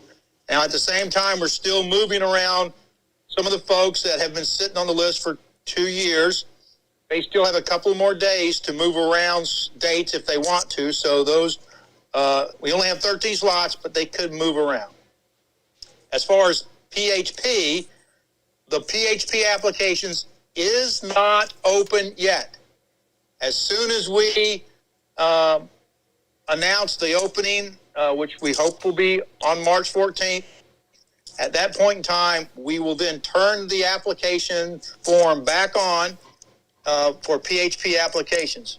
We have 18 or 19 folks, vets, who have been selected for PHP scholarship that meet the qualifications to get across the U.S.-Canadian border, which is you got to be 100% vaccinated, you got to have the pre-test, and you got to have quarantine plan, an emergency quarantine plan all figured out. So that means the first, if May goes, which I think it will, it's full. June is full, and then July's got a couple of guys in it. So when we open up for May, we'll open the PHP applications, and then we will start selecting for PHP by class. But that probably, the first class we'll make a selection for is probably in July. So we got a couple more days before it all gets turned on. We don't see any problem with it getting turned on. Watch the website, and you'll know what the real deal is. Newsletter. I'll also send out a newsletter. I'll send out flyers. So if you signed up for the newsletter, you'll find out first. If you're not signed up, go sign up for the newsletter on our website. And every page has instructions on how to get on the newsletter, right? Correct. Okay. Thank you. All right. Okay, we figured out this is Kyle Corral, Oh, Kyle Perrell. What did? April 2017. Yeah, Kyle. Kyle's a good friend of mine. Kyle is an Afghan vet, Canadian Artillery, Newfoundland Regiment. He lives over in Newfoundland. So if you stayed in North America and went as far east as you could get, you'd be in Newfoundland. And Kyle just recently built a bench and delivered it to Eric. Say it for me. Halmerson. And Eric was in our class in August of this past year. Eric is probably the oldest soldier Canadian to ever join the military. At age 49, he joined. Turned, what birthday did he have? Oh, on his 50th birthday, his commander brought him a birthday cake out on the front lines in Afghanistan. So, big shout out to Kyle. I owe you a phone call too, by the way. First question. Question from Tyler Burke in California. What is your Tyler? Yep. What is your stance on undermount drawer slides? Do they have a place in fine furniture? No. You have to twist my arm and threaten me in order to get drawer sides in a piece of furniture. Properly made, a box in a hole with lovely fit, and it'll outlast all the rest of that stuff. Drawers, I'm convinced that drawer guides are there only for the convenience of the builder. So any of my drawers, excuse me, boxes and holes. These ones happen to have drawer slips. You'll never see a piece of antique furniture with drawer guides on it. So no, my answer to that is absolutely not. I think I'm allergic to wood dust. Next, Frick. Dave McKibben in Minnesota. Hey, Dave. He says, what kind of finish do you use on your shooting boards, and why did you choose that finish? We use lacquer on our shooting boards because it gives a little bit of moisture protection, keeps it from getting dirty, and it actually, I don't know if it lubricates it, but it makes it seem to work nice. It's you wouldn't want an oil finish in that. It's too time consuming. How many coats do we put on them? 2 coats. And you can scrape in between with a cabinet scraper, so it's nice and fast and efficient. That's why we use it. It's made by a company. Well, it used to be Becker Chroma. Who makes it now? They sold out to. Do you know the brand? It was made by Becker Chroma. It's bought out. I can't tell you right now. Actually, I'll try to find out. Actually, Ken will go and get a name of it. Next, Frick. Okay, next one comes from Robert Romero, also in California. Hey, Robert. He says, have you made any wooden planes? Yes. I made this one. I made quite a few. I don't know where they all are. Where are they, Jake? They're in a crate somewhere. Yeah.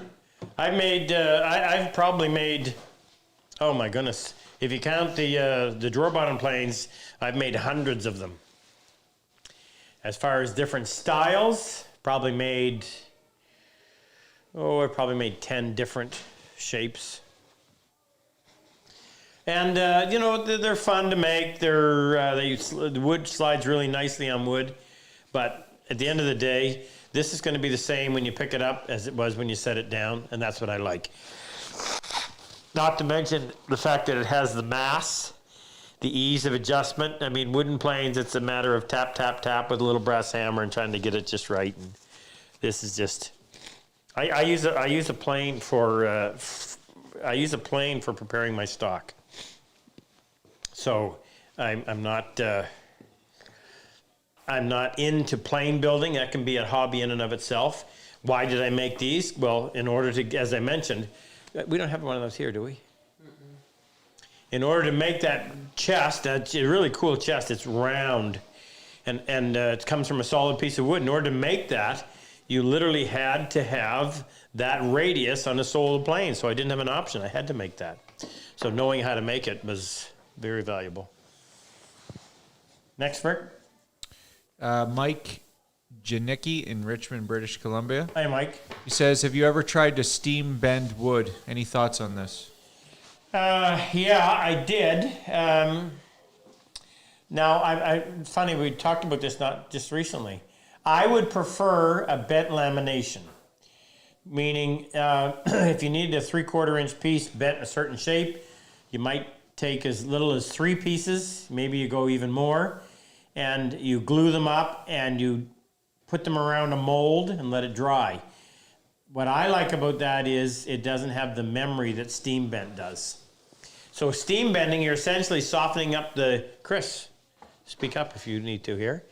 You're softening up the lignin, which is the natural wood glue, and then through heat and moisture, when it dries, that glue resets, but there's always some spring back. So it's almost like you have to guess, well, I need to bend it this much in order to have it spring back to that. I've done a little bit of it, not a lot. Can't remember. I know when we make shaker boxes, we would use hot water to bend the thin veneer so that it would dry and not split on you when you make the shape of the shaker box. Chroma Pro. So the name of the finish that we use is a Chroma Pro. Who's it made by? That's the brand name. Oh, that's the brand name?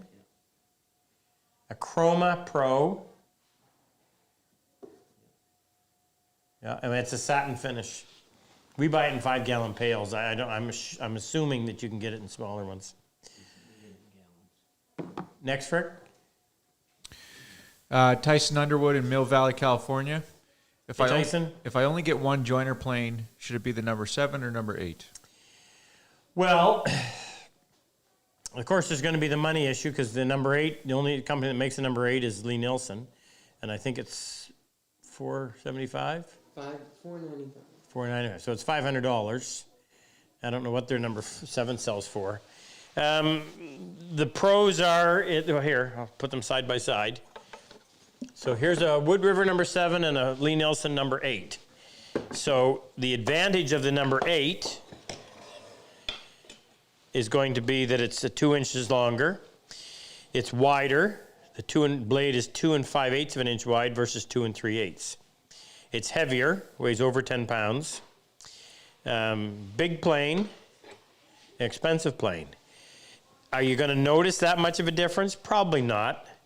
One of the advantages of the number 7, if you had a complement of planes to include a smoother, a jack, and a jointer, all of the parts, the knobs, the blades, the frogs, everything, all the parts are interchangeable.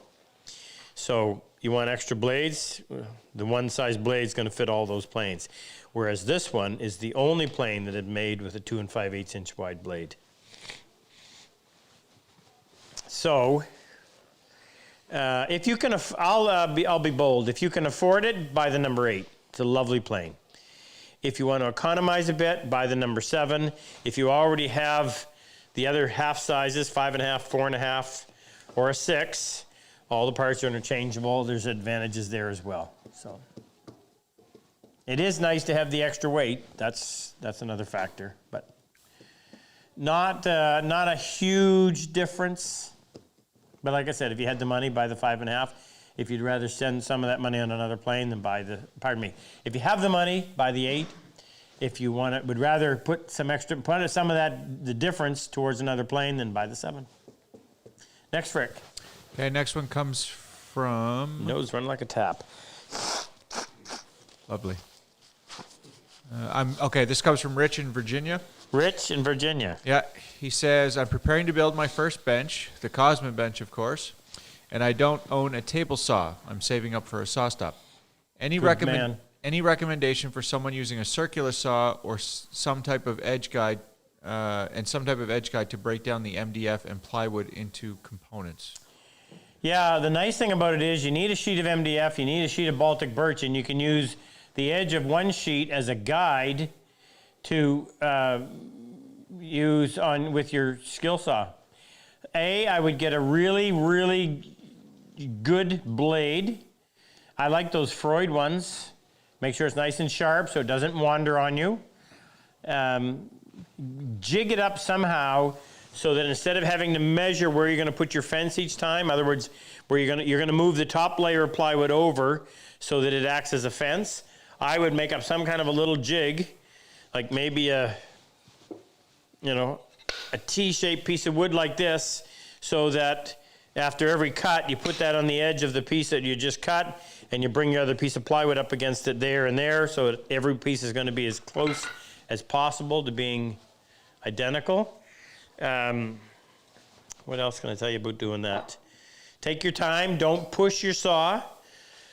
Cut at a comfortable speed so that you're not causing it to wander or tear. Luther has a good idea. So what Luther did is laid a piece of styrofoam, 1.5 inch styrofoam down on the ground, and then set your plywood on top of that so that you can cut right through your plywood into the styrofoam, which doesn't take any effort.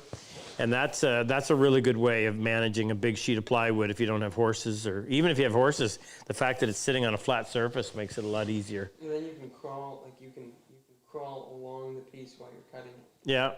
Yeah. So, piece of styrofoam, you need to go?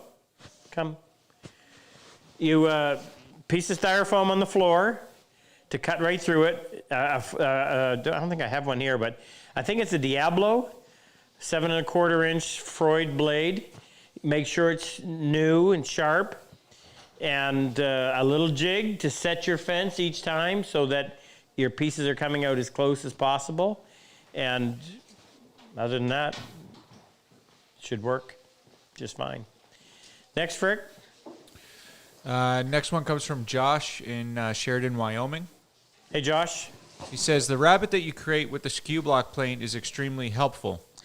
I've been in search for a block skew plane without much luck. Are there any other tools that you would be able to create that reference line with the same precision? Good luck on trying to find one. I don't know why Lee Nilsson's not able to produce them, whether the demand is just outstripping his ability or whether there's some other production issues. But, yeah, they haven't been available for a long time. And the price went way, way up. I always thought he was underpriced. I know the process inside and out because I represented them for almost 8 years in Canada. And he's talking about this plane, the skew block plane. Can't buy it with an iron body anymore. This is actually white bronze. What other planes? You can use a shoulder plane, but if you're using a shoulder plane, the blade is cutting perpendicular to the grain, so you're making a cut. You're making a cut across the wood, and you're probably not going to get as clean a cut as you would like. You're going to have to score a line first. You actually would do that anyway with your marking gauge. That's not a very good example. I don't even know if I would even bother with that. There's several different types of rabbeting planes. There's a Lee Nilsson rabbeting block plane, but I rarely use it. I'm not a fan of it. My bench rabbet, which is also that type of a plane, but that would be awkward to do. Your best bet, believe it or not, is to use this automotive refinish masking tape. And what we do, Ken introduced me to this, his son introduced him to it. What we now do, and we do this all the time now just because I try not to use a tool that nobody else has access to. So if you put 1, 2, 3, 4 layers, and the big advantage to this is it doesn't change the dimensions of your piece. Then you take your marking gauge. Actually, before we do that, I like to go in and trim that back.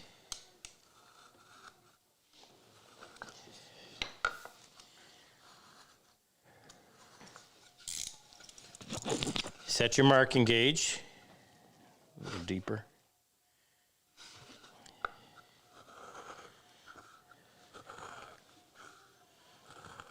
Make multiple cuts and peel that off. And that will give you a nice shoulder that you can hold your piece up against. And it works extremely well. I was thoroughly impressed. So that's your best bet. Now, the reason I say it doesn't alter, if you're making a drawer and you use a rabbeting block plane, when you assemble it, you have to factor this in. If you don't, when you assemble it, remember these sides are going to come in farther than you would have expected because they're not that baseline of your pin board is not going to reference against this plane. It's going to reference against where you cut away, which means it's going to allow this to come in a little bit deeper. So just something you have to remember. The tape technique works fantastically well. Next, Rick. Please. John Hennick in Michigan. Hey, John. He says, how far back do you flatten a chisel from the cutting edge?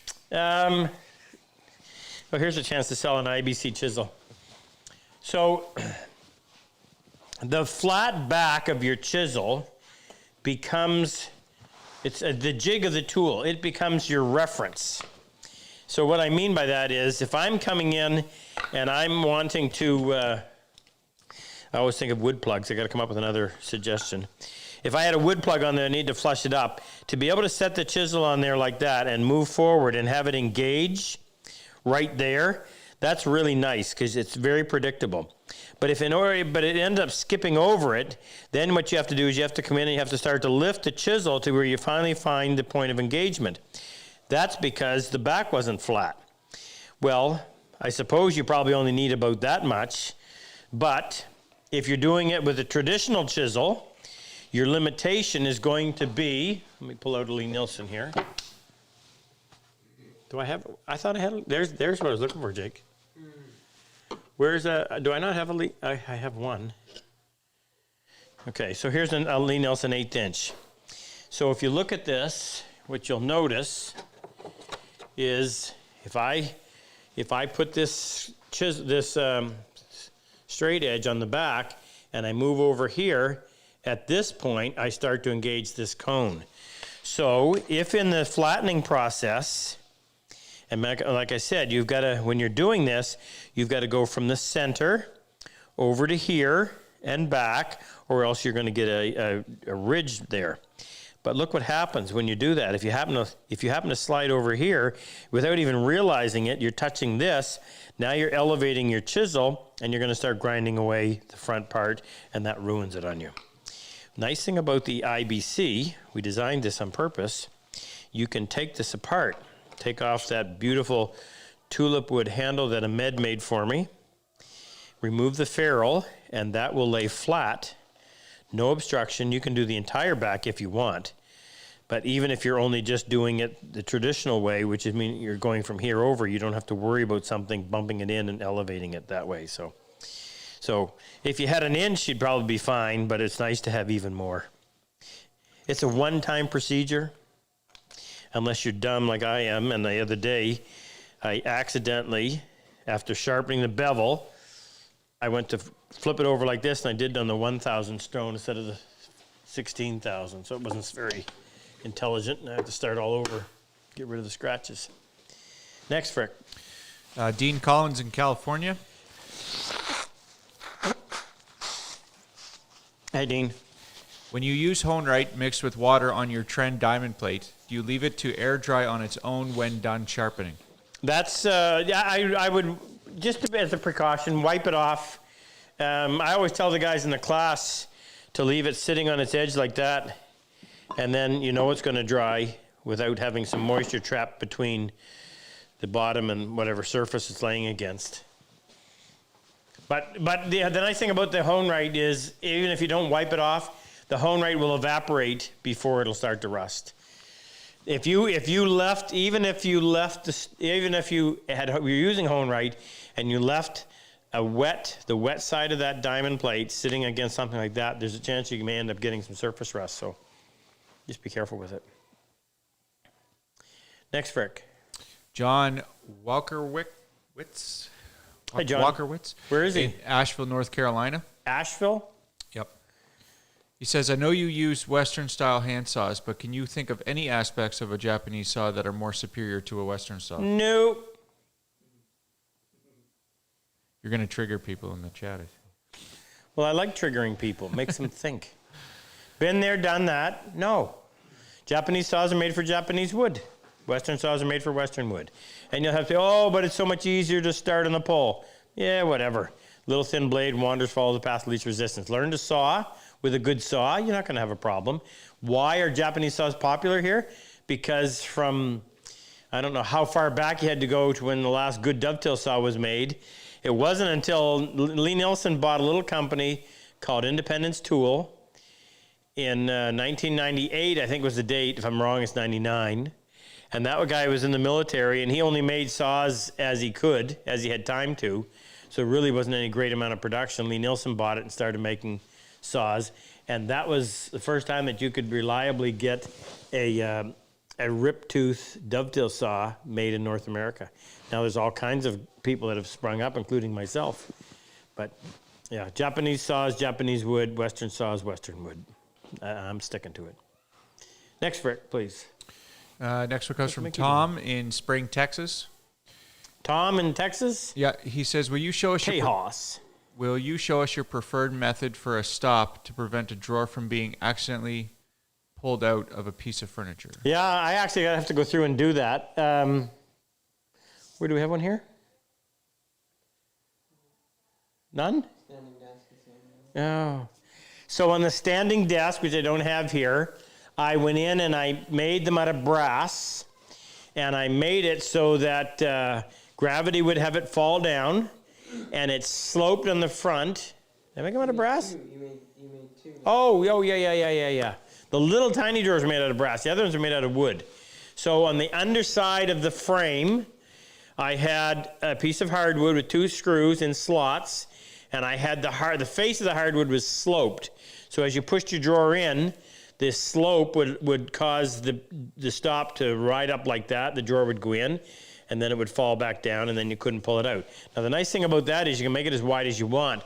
So you've got a lot of reference surface on the back side of the on the front side of the drawer back, meaning you're spreading that pressure over a larger area. Now, if I have to go in and redo something, meaning these are mine, and I know enough not to pull it all the way out, but I've had other people come in, they pull it out, the whole thing ends up on the floor. Terrible. So what I'm going to do here is I am going to drill a hole, 1/2-inch hole right there. I'm going to put a piece of dowel with a washer on top, and the dowel will fall down so that when you pull it like that, it'll stop it right here. To get it out, you just go in and you push the dowel up, and it'll allow the drawer to slide out. So that's my after the fact fix. But the one I did on the standing desk is probably the best because of the fact that you've got a piece of wood that's about that long referencing against that whole back, and it's far less likely to ever cause any damage. You can get creative. Lots of things to think about on how to do that. I remember seeing one, it was a spring of wood. So you would reach up underneath. The spring was on the underside of the case, and you'd push your drawer in, and it would go by the springy wood would go up, and then it would snap back down. And then when you went to open the drawer, the spring was sitting down like that, so it would hit against the drawer back. And to open it, if you wanted to get it all the way out, you'd reach up underneath, just lift the springy wood, a piece of ash that would spring up, and then allow it to go out. Had a little helter-skelter, but you get it. Next, Frick. Bill Wood in Friday Harbor, Washington. Hi, Bill. Friday Harbor. What is your experience with parallel bar clamps? Do you ever use them? No. You know what? I've never been for want of something other than what I have. But I will tell you this. The pipe clamps are more decoration. We use them rarely. I really like these F clamps by Bessie. And maybe this is why. Hey, Moosey. Get Moose. Kenzie. Come in and say hello. This is my grandson number 6. This is Jake and Megan's first little boy. And granddaughter number 1. Granddaughter? Maggie. Oh, yeah. This is Kenzie. She's daughter number 5. 6? No. Your granddaughter number 5, child number 6. No, he's daughter number 4. Whatever, she's related. Who's? Oh, yeah, Anna. Kenzie is a dental hygienist. Soon to be. No, better not say that. You're going to hold still for a second? Let him say hi? Well, what's that? Oh, come in here, mister. What's your name? Do you want to introduce yourself? Who are you? That'd be Mickey. That's Frick's youngest. And this is Moose, named after a good friend of ours, Bruce, the Moose. You know Moose, who is starting treatments next week. He's home because he and his wife tested positive for COVID, although they're sailing through it. Otherwise, he would have been with us tonight. So big shout out to Moose. Visit Pat's Secret Garden. Show him some love. You see the picture on our Instagram of little Mickey wearing his happy sweater that he loves. You can get those at Moose's store. Follow us on Instagram. Follow us on Instagram. That's right. RobCosman _ hand tool woodworking. Frick's ramping that up. Bye, Moosey. Behind the scenes. So I really like these. And what I was going to say is, what I've come to learn is, as you get better at your woodworking, you realize you require far less pressure. And these are certainly what I would consider to be a light to medium duty, but they just apply the amount that we need. And if you're having to use more force than that, then you're probably not getting it as close as you should have, and you might need to go back to the drawing board and tighten up on your precision. Next, Rick. I think It's like old home week. Nanda. You gonna read the question? Next one, Frick. Okay, this comes from. I'm gonna read the question. You don't know the question. I can read the question. Niels Volkart in Belgium.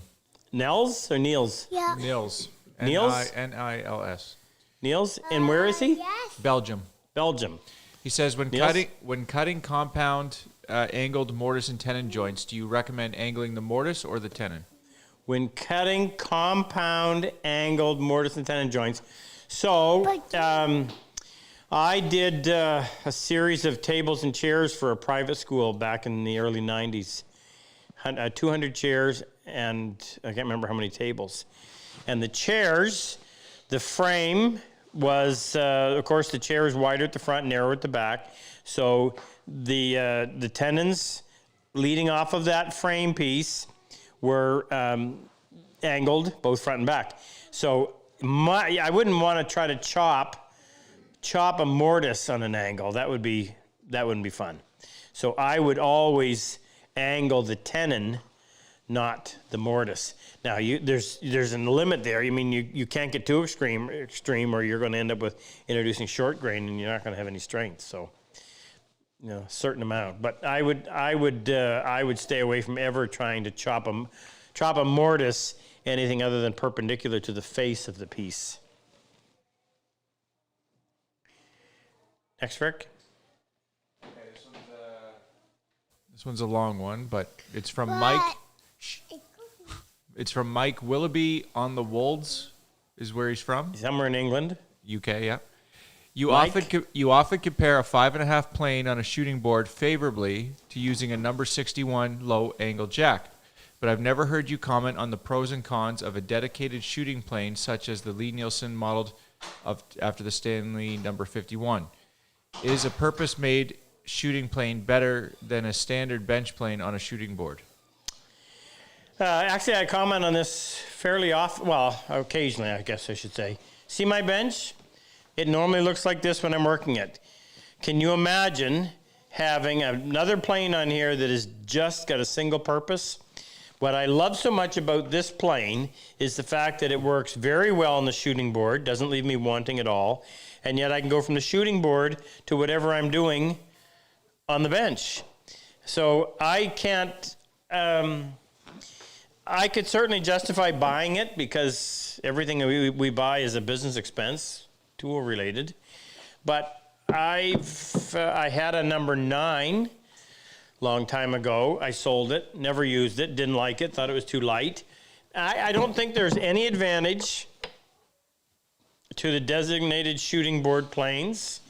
I don't like them because, as I mentioned, they're single purpose, which means it's one more bit of clutter on your bench. If you had the luxury of having a separate bench set up off to the side where your shooting board was always there, fine. But why not use a plane that has the same blade? It just makes things far less complicated. So.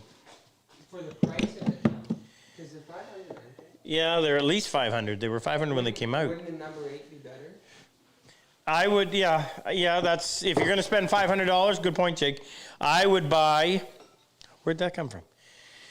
I would buy a number 8 before I would buy one of those planes. And the reason Jake said it's better is because I think the number 8 is even heavier and it's longer, and greater capacity. Yep. Capacity, because those only have like a 2-inch cutting capacity. Right? Yeah, and they're angled too. I think you get 2 inches because of Not that you ever. Well, I mean, there are times when you shoot something even thicker.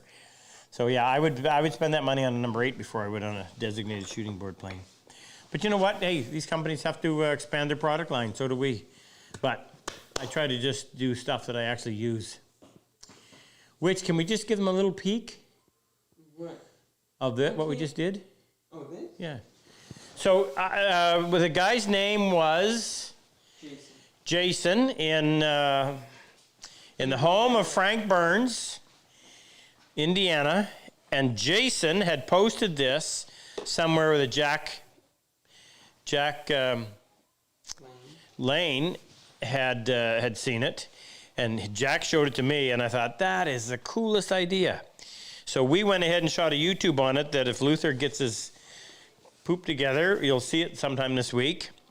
So at the end of my saw stop, I don't know what attachments are made, probably the sliding table, but these edges are really sharp. And I kept thinking, I need to put some kind of a wooden cap on there just to soften that up a little bit.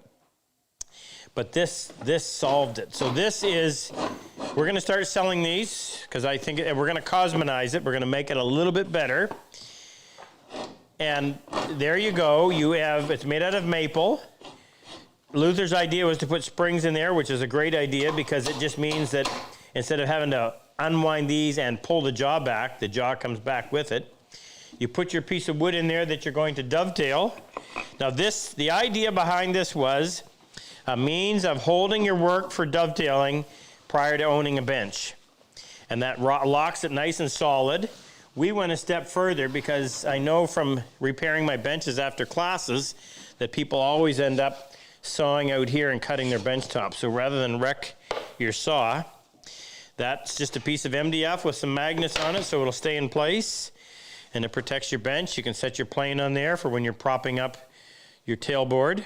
But I just think this is the coolest idea. Fantastic. Jason, way to go, brother. So in the video we showed you, in the YouTube we just filmed, we make the whole thing. It's a pretty quick build. Next, Rick. Next comes from Jeff Gardner in Pennsylvania. Hey, Jeff. How do you tell if you roll a scraper edge a little bit too far? I followed your instruction, but the scraper does not work very consistently. Well, you tell because it doesn't work, yeah. So you've created your edge, and it should be biting somewhere right around here. But if it's not biting, and if you drop it down, and it starts to bite there, then you know what you've done is you've rolled it too far. So the question Jeff is asking can be best shown in a bit of a diagram. So here's the edge of your scraper. And you've polished here, and you've polished here, and you've polished here. And then you come in with your burnisher, and you ultimately want to end up with something that looks like this. That might be a bit extreme. But what he's talking about is he's most likely done this.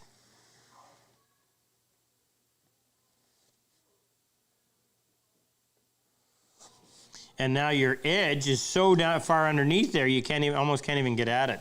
So you don't want to go too far. Smaller is better. I would prefer it to be more like that. Just a little wee tiny hook. So if it's not biting, and you can feel, you should be able to feel that edge when you run your finger across like that. Hey, when you're doing this for the first time, it's going to take a little bit of fooling around until you get it just right. And if it's complete crap, then file it off and start over, but you'll get it. And don't put a ton of pressure down with the burnisher, and keep the angle of your burnisher. Consistent.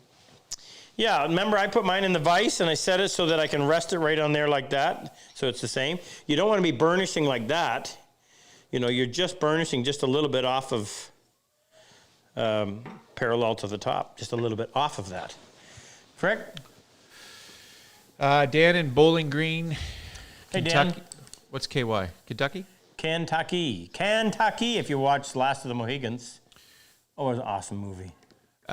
With Wood River 5.5 planes being backordered for the foreseeable future, would you recommend a 5 or 6 as a substitute?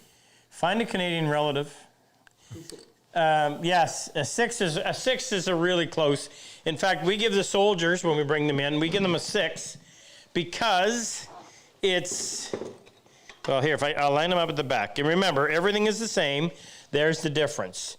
So what is that? No, this is the difference. What? What are you talking about? That's the difference. Yeah, it's the back.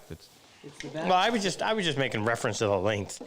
So it's 2.5. The sole is 2.5 inches longer. So it probably weighs 1/8 of a pound more. But yeah, a 6. I would do that. I would call that a 45-55 split. I lean 55 towards the 5.5. But if all I had was a 6, which for a long time I did because Wood River didn't have a 5.5, and I loved it, it's fine.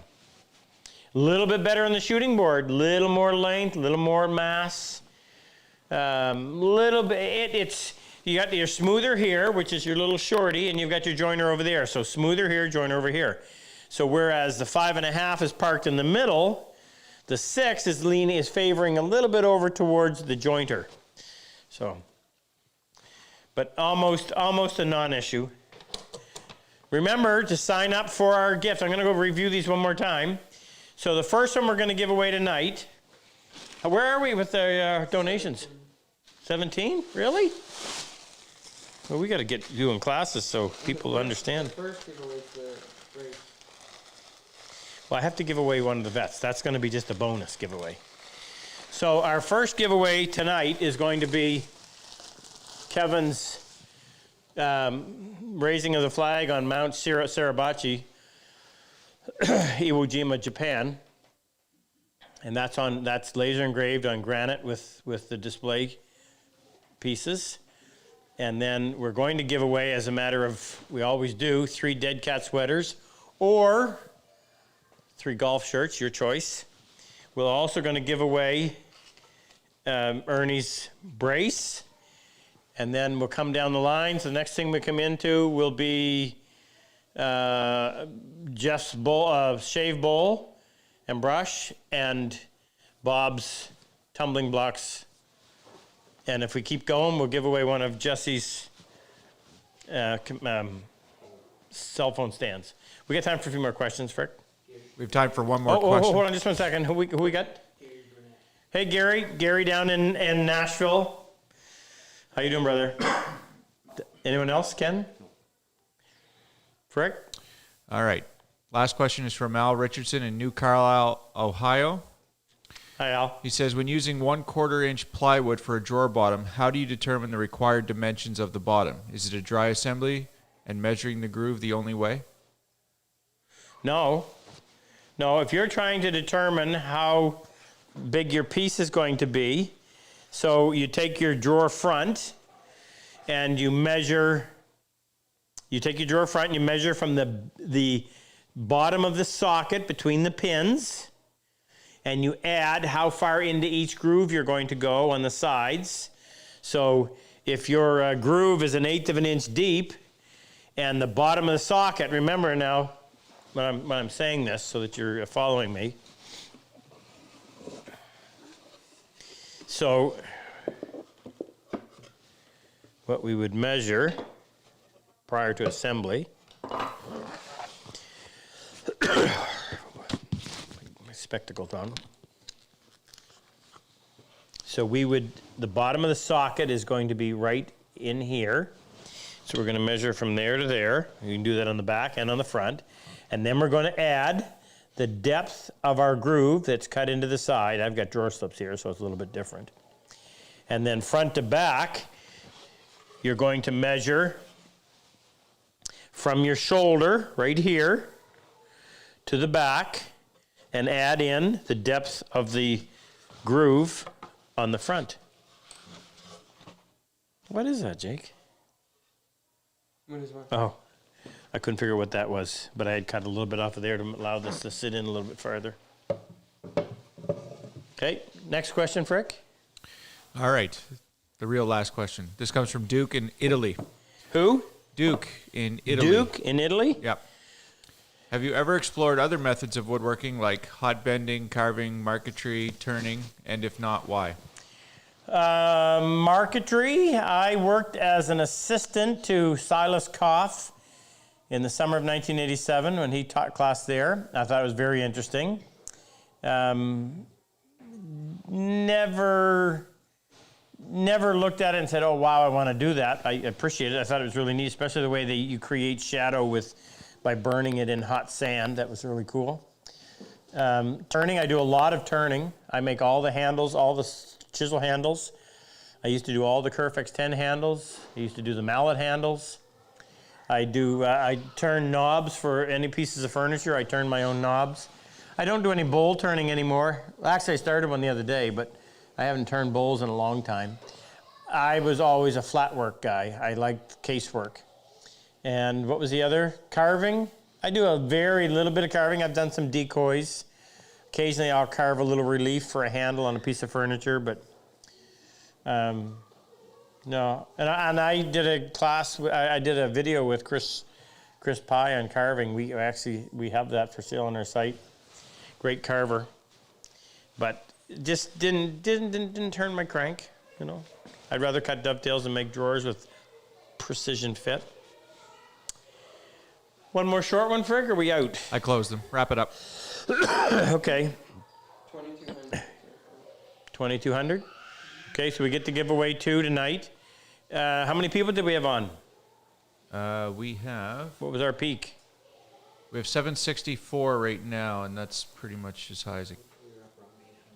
We were 800 at one point. I'd like to thank Chris for coming. I'd like to thank Chris for what he does to help us. Meeting Chris has probably increased our production triple, Ken, or more? Oh, more. Quadrupled easily. We wouldn't be able to produce the saws that we produce today and the level of quality we produce if it weren't for Chris. So big old tip of the hat. Did you give him, why didn't you give him one of these, Jake? Huh? Yeah. I haven't. You haven't? Give Chris a hat. His head will get cold. We've outfitted him with dead cats, or at least he got one. Thank Ken for coming tonight. He's been away sick all week, but he's back, bigger and badder than ever. Frick behind the green globe, Jake behind the camera. My daughters and daughter-in-laws and wife were preparing a lovely meal for us. Luther, was Super Dave on tonight? Huh? No, I didn't see. Big salute to all the vets for all that you have done for us. Please let us do something for you. Thank you to Jack Lane and Chris Chahusky for the work that they do. Absolutely fantastic. And can't forget Jim and the Canadian contingent of the Bench Brigade up in Moncton. Kodiak Woodworkers Club, big shout out to them.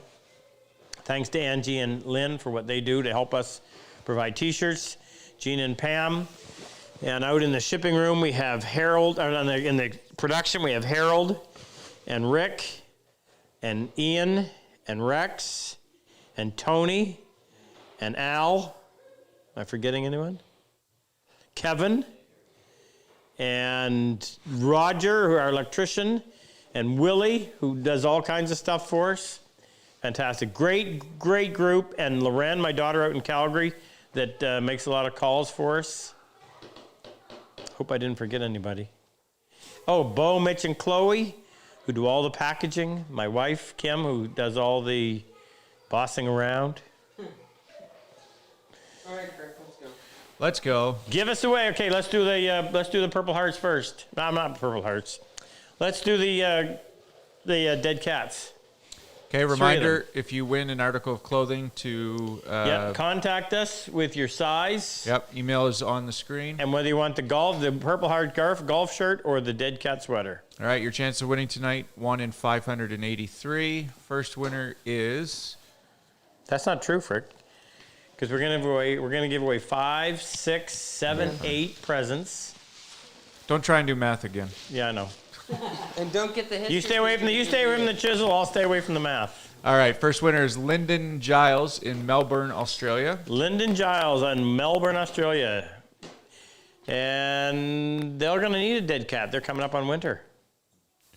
Congratulations. Winner number 2 is Gerald Dvorak in Hartford, South Dakota. Gerald in Hartford, you'll need a dead cat. Next. And last one, dead cat, is going to Alan McEwen in Ontario, Canada. Al? Yep. Alan? Yep. Alan's a good friend of mine. Alan, you got won a dead cat. Has he won anything before? Alan's taken a couple classes from me. Alan is a retired university professor, but he taught farm science, and that's not the way to describe it, but he explained to me all about GMOs and how some are actually very beneficial. And excellent. Al, looks good on you.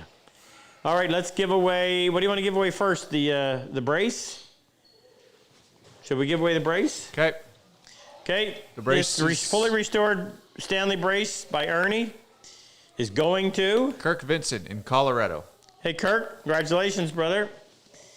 Next is going to be Kevin Burris's. Kev, you got to sign these, brother. I just noticed that.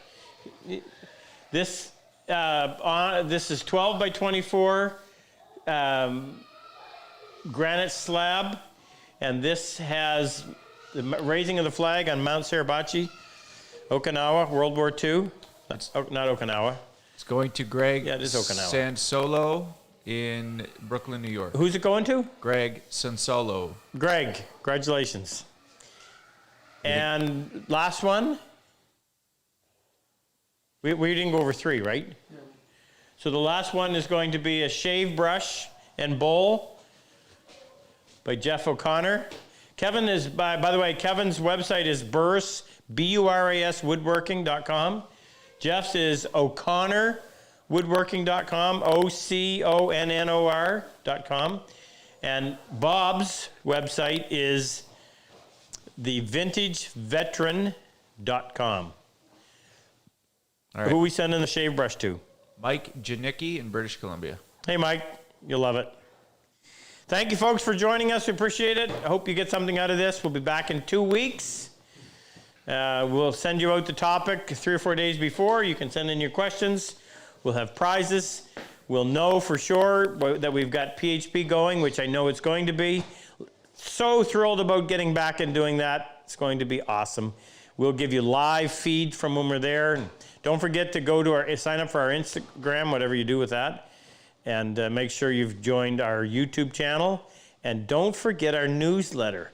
What you need to know is whenever we have deals, cosmetic flaws on stuff, we only advertise that to the newsletter. So it's a big deal if you're on there. Also, all the questions that we answered tonight came through the link that you receive if you're part of the newsletter. So you get a link that you can ask the questions that are read on the lives, and then the questions asked in the chat are answered by Luther. So if you want your question read on the show, make sure you're part of the newsletter. You heard Frick. Okay, see you, folks.